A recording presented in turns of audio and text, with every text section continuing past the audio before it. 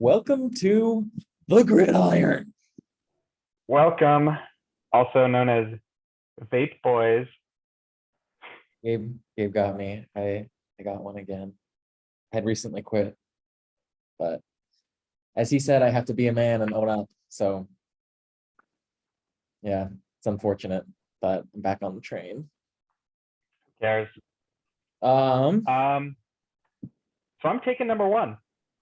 You're taking number one.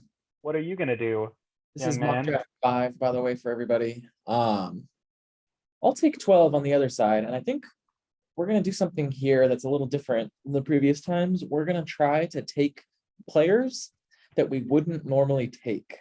Right. So we're gonna shout out the player we would take, and then we'll take the player that we wouldn't take, but we understand that their draft value makes sense in that spot.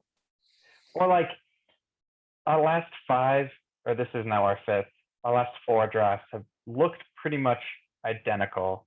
And I think it'll be interesting to try different strategies where we know this isn't going to be a reality when it comes face to face to us IRL. Like we're not Yep. going to get some of these players in the later rounds. So we're going to act like we have to make subplots, sub moves. That's what we're going to try and emulate today. Indeed, and let's kick it off. However, though, with the number one pick, nothing is off the table for me. So if I had this pick, I would probably go. McCaff. Yeah, I would go McCaff. Henry is tempting, but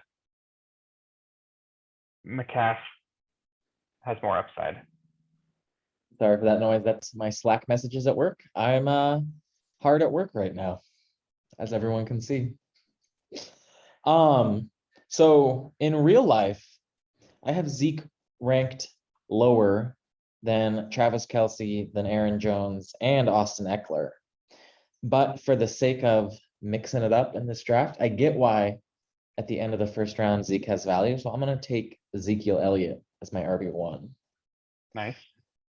And then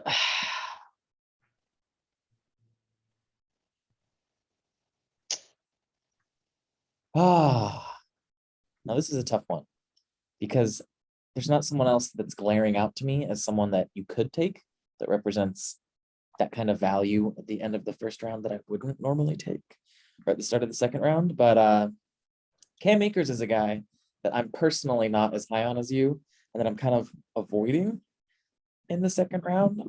But I do think he represents second round value. So I'm going to take Cam Akers right here. Nice. Yeah. I do think that's higher than I think he's valued, but I think you think that's right around where he should be going. Yeah. Honestly, I think the wide receivers who were just picked here in the middle of the second are overvalued in this draft. And we're going to be seeing more of players like Swift and Gibson and Dobbins picked in those ranges, along with Aaron Jones. He would probably be picked ahead of all of them, I would imagine. I would imagine. And even so, I feel like most players should go running back if the opportunity presents itself. So I wouldn't expect to see. With the exception of Tyreek Hill, Devontae Adams, and Travis Kelce, I think your first two picks have to be running backs if you want to be successful in this draft. Yeah, there's three pass catchers who are worth a first or second, and none of them are they're Hill, Adams, and Tyreek. That being said, if for some crazy reason, theoretically, let's say Aaron Rodgers is not playing in Green Bay, or he's holding out or whatever, I think Devontae drops real far. Like, I think Devontae drops to like a fourth, fifth round value. I don't think that low because of what he did last year. Like, it's hard to see past that. But I do think he falls. So right around here is a player where I think you get them right when the receivers are going to be starting to be taken at the end of the second, start of the third. Yep. And that's Stefan Biggs. Nice. It's not someone you'd normally take right there. But his No, I would value, definitely go I would definitely take another running back here. But I doubt there would be a running back I would want this high up. Yeah. Because I think it would just be left to the 2 rookies and then some middle tier guys. yep. And I think Allen Robinson is another guy who will be left over from the initial slew of wide receivers who I'd like to snag. Nice. Right on, right on, right on. All right.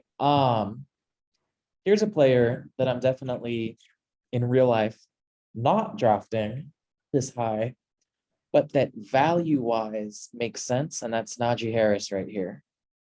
Okay. He's I feel the like this is a falling point where I have seen him a lot is end of third.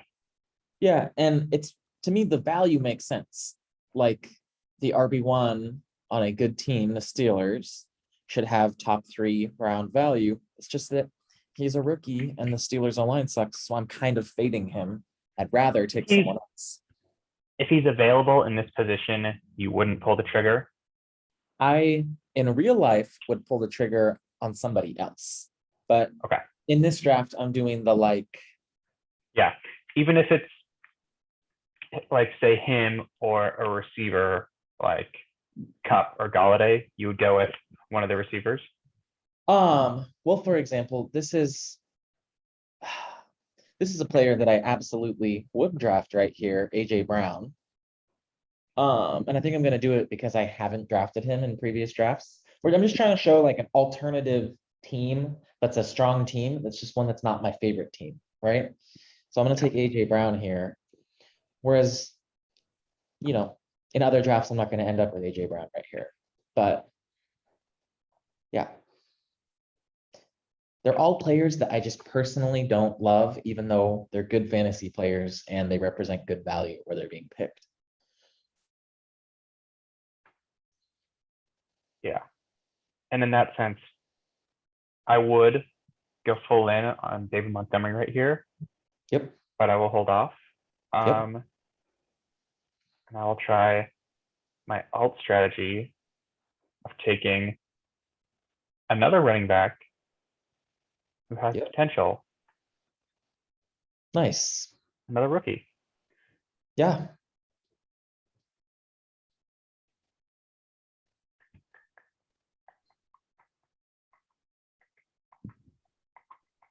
And I think I'd like to lock up a QB here. Yep. I'm not going to go with a guy who I picked before. So I'm going to take Murray, even though I don't think he's going to have a stellar year, but he put up good numbers for most of last season. Yeah, I mean, he finished as 3-3 on the year, did he not? I don't remember, but I'd rather have one of either Josh Allen or Dak. He finished as QB3 last year. And so taking him as the, 4th QB off the board makes a lot of sense in terms of draft value, but you're saying he's not someone you think is going to have that same kind of success. Yes. Still a good QB. Absolutely. Right on. I guess man, it's going to get a little harder and harder to do this as this goes on. Someone I haven't been taking recently because I don't value the tight end position as much is Darren Waller. So I'm going to pull the trigger on Darren Waller in the 5th. I think it represents good value. In real life, I wouldn't make this pick though. And then this team is looking like it needs another wide receiver. Cortland Sutton is someone that represents good value in the 6th round. I'm personally low on him, but I'm going to take him right here. Imagine if Rodgers gets traded to Denver. Then he's my top 5 wide receiver to me instantly. But I think being picked in like the number 25 range. It's the reason why Marquise Brown is sitting here at 71 and no one's drafted him is because of Lamar Jackson. If he was on the Seahawks, he'd be like Tyler Lockett, right? Like the quarterback makes such a big difference in the wide receiver value. It's why I'm kind of staying away from the Bengals this year, because I just don't love Joe Burrow, you know? Speaking of, this is going to be my next pick. Their new rookie. Well, in terms of, we talked about last time, like drafting guys that do have that kind of team changing high potential. I think Jamar Chase is one of those guys out there on the list that his ceiling is very, very high, even if, you know, we project him to have a normal year. He is a guy that I think has a small shot at having a huge rookie season. Yeah. Another guy who falls into that category, Denver's new running back. Nice. Javonte. Yeah.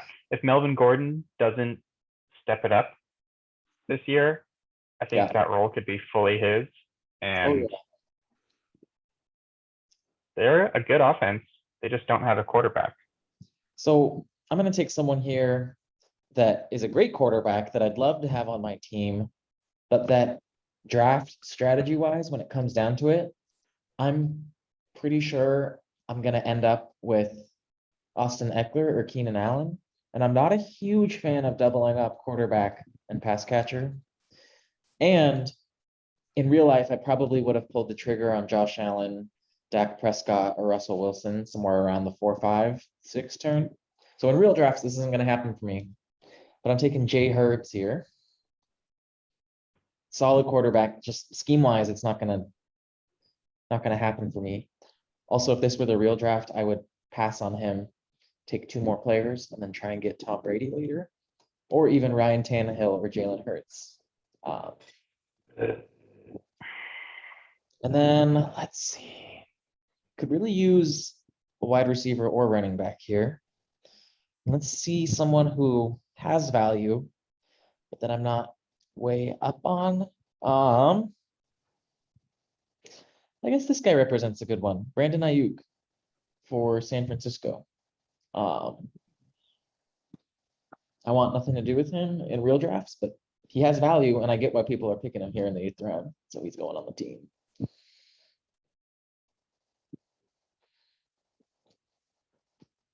A player who I want right now is Judy, but I don't want to be too Denver heavy. So I'm going to go with another burner in Nicole. Nice. And I want another rookie on my team, Kyle Pitts. Nice. Love that pick. Kyle Pitts is someone I would love in the 9th round. That's why I'm not taking someone like Darren Waller in the 5th, you know? Yeah. In real life. Yeah. Okay. TY is someone that in real life I wouldn't draft right here. I have drafted him before though, in one of our other sleeper mock drafts a little later. So theoretically I could take TY here, but I'm gonna pass on him. And I'm gonna go ahead and take Tyler Boyd right here. I don't love Tyler Boyd anymore now that Jamar Chase and T. Higgins are kind of, I think, gonna outshine him next year. But he has value in the 9th round, so he's going on the team. And let's see, let's scroll through here. Man, here's a guy that theoretically could have a giant year. Don't want anything to do with him, but Jalen Rieger for the Eagles. He didn't get much time to shine last year because he was injured. And maybe Devonta Smith pulls coverage away from him and he ends up being, you know, 1,000-yard guy this season. Maybe.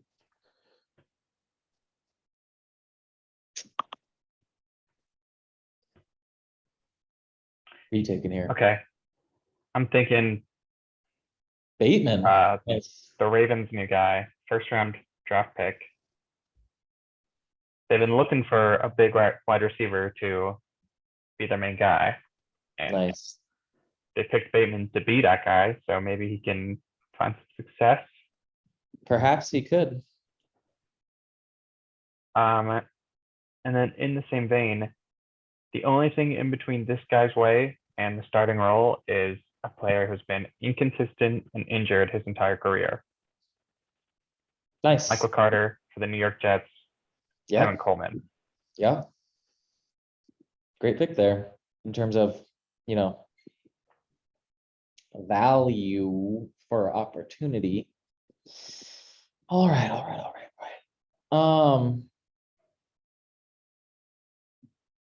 Man. Here's a guy who in real life, there's no way I'm drafting. Marvin Jones. I think he's a good pick here. I just don't like him as a player. That's it. Like, Too old? just not a fan. Like he Too doesn't. lame? No, nothing negative, nothing wrong. Just I like other guys more at this spot, you know. But he does represent great value in the 11th, so he's on the team. And at this point, my team really needs another running back. So I'm going to go ahead and look for one of those. Yeah, you've gone receiver, QB, receiver. Well, I started with 3 running backs, so it kind of gives you the freedom to do that, you know. Very true. And man.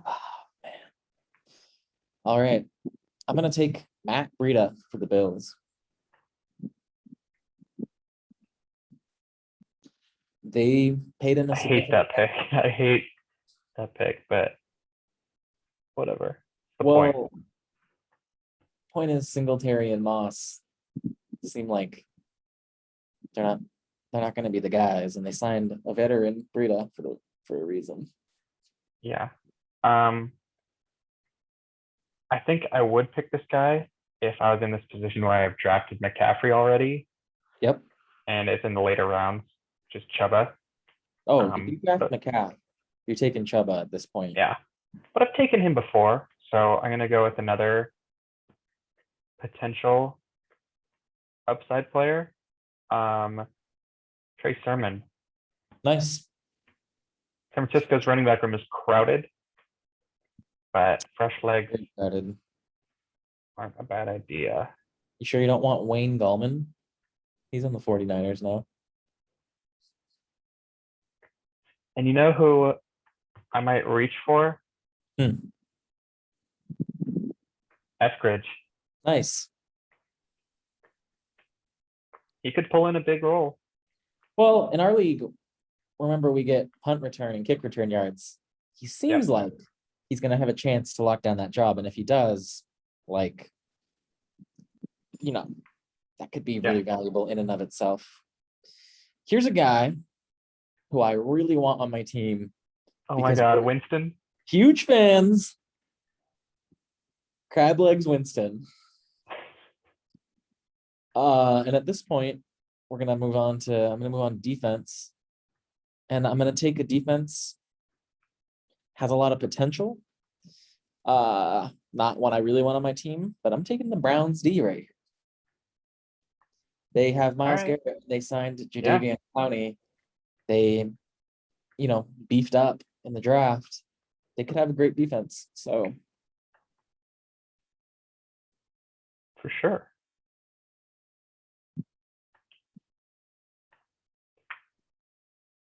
I've yet to pick him. I love this guy. The leg. Nice. And a bit of a hometown bias, but I'm going to take the Seahawks defense. Nice. Hopefully we can sign Sherman, as I think that would really make us up there. That's our biggest weakness. I'm going to go with a kicker that's kind of perennially reliable, solid real life kicker. Team scores a lot of points in Will Lutz. He's been a cornerstone of Gramps' team for years. That he has. All right, and let's give these alternative teams that in real life we wouldn't want, but in this theoretical fantasy world, let's see if they turned out to be good teams. So you got Kyler as your quarterback. Good quarterback. It's good. For running backs, you have McCaff, Etienne, Javante, Michael Carter, Trey Sermon. A lot of rookies. A lot of rookies. 4 rookies and Christian McCaffrey. I mean, So it's a risky backfield, but it's potentially one that could be great, and none of us can know because we've never seen him play. does Etienne have a better season than, for example, Swift, who you could have taken right there? We don't know. Like, I would have taken Swift, but this is our alt team. Yeah. Your receivers, having Diggs and Robinson as your 1 and 2 are awesome. So your team is anchored really strong right here. You normally wouldn't land this high caliber of a receiver because you would have picked running backs here instead and gone for slightly lesser receivers. So here's a giant strength your team gained. Kyle Pitts, really exciting. I think he's a great pick in the ninth. Jamar Chase and Javante. I think Chase represents a very high upside, but potentially low floor option here. Great guy to have in your flex. Maybe he has a Justin Jefferson-like season, seeing as how he was better than him in college. Played with the same quarterback. Same quarterback. And between Burrow and Kirk Cousins, I think maybe. Cousins. I think maybe if Burrow takes a step forward, he has the potential to be as good as Cousins, right? It's not a huge drop off. So, yeah. Love the Seahawks D, love Greg Zuerlein, and then your bench is just all, Trey Sermon and Eskridge, I think, are somewhat undraftable, in my opinion. I agree. Sermon probably won't get much playing time. Eskridge won't be more than a number 3 option as a receiver, so all of his value would come on special teams, and most leagues don't have special teams points. So with us, it's a little different. But even then, if I'm looking at 1 catch for 8 yards plus whatever returning yards he gets a game, I don't want to start that. But if his role grows into more of like what Tyler Lockett did when he was a rookie, where he like pulled in 600 yards or so and got like 5 touchdowns, then it starts to creep up to where, yes, he's valuable, and maybe I can start him if I like a matchup where I know the Hawks are gonna take him on pound town. Projection in my mind is less than that of Mecole Hardman's, right? Yeah, for sure. Yeah. So yeah, overall, really not a fan of this team, but I think they'd still be competitive in any given league. I think if your rookies hit, then you've got a killer team. It's just a high risk team. I'd play it more safe. And strategy wise, I'd lean heavier on the running backs. So yeah, I think it's similar to what I did in real life last year, where I pulled the trigger on a lot of rookie running backs and they all hit. So I'm kind of excited about any rookie running back. I think they've got the chance to hit. It's true, but they normally tend to hit the last 5 to 6 games of the season, right? Like it takes them a while. Yeah.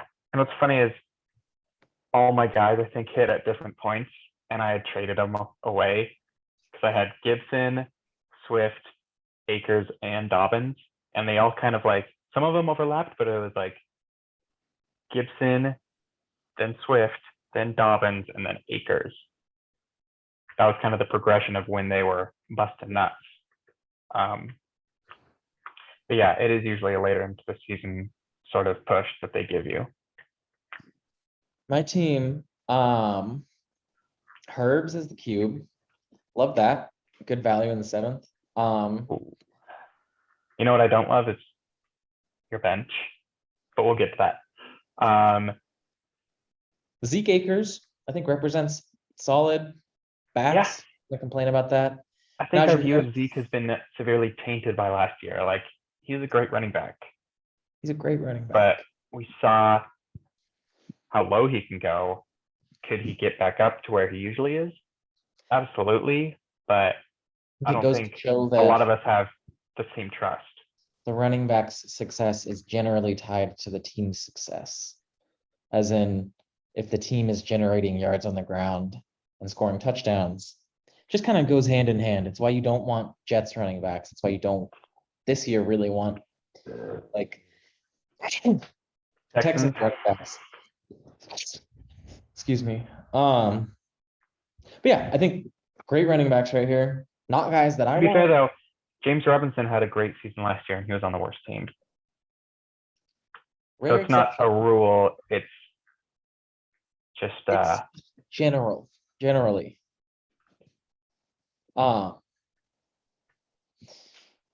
I love AJ Brown here, but I don't love Cortland Sutton. So kind of give it time. on these receivers. Like Waller here, valued too high for me, but whatever. Harris and Ayuk. In real life, I'd probably start Tyler Boyd instead of Ayuk, and I'd be fine with Harris and Boyd. Then Lutz and Browns, that's fine. But I agree. Jalen Rieger and Matt Breida are guys that It's a pretty I stinky get. bench. It's pretty lame. This is all, besides Tyler Boyd, I think those next three people have all been players that we've seen dud up and or only be average at best, which is Yep. exactly what you don't want out of your bench. You want who can be great and get a starting spot, not who would I reluctantly start because I have a bye week. Oh, Absolutely. maybe Breida will hit 8 points and I'll take 8 points. Really, you want who can give me 30? Agree. You go for the high upside guys on your bench. You don't play it safe with someone like Marvin Jones, who you think might be solid, right? That's what I think. That's my strategy. But I understand the other strategy of keeping it level, have players who know how to play and can Well, get the job done. that was the whole point with this draft here, right? Was to represent an alternative team that would be competitive in a league, but it's not one that we want, right? So yeah, I think we did a good job of displaying that. Tune in next time for draft 6, where I think we're gonna take full manual control of every single draft pick and show our essentially like way we think the draft would go if everyone thought about fantasy the same way as us, right? and or isn't a computer. Yes. Well, that's all for this time. Fruitaloo. Thanks for tuning in.